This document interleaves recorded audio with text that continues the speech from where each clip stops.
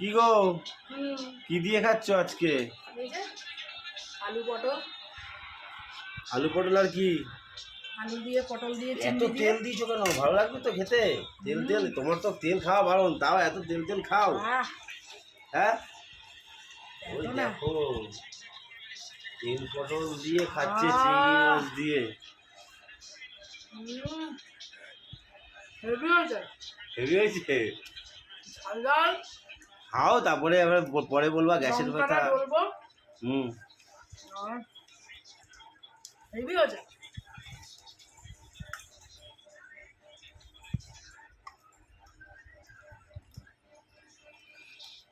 তুমি তো আলু পটল দিয়ে খেয়ে নিচ্ছ, আর বাকি আর কি রান্না করেছো?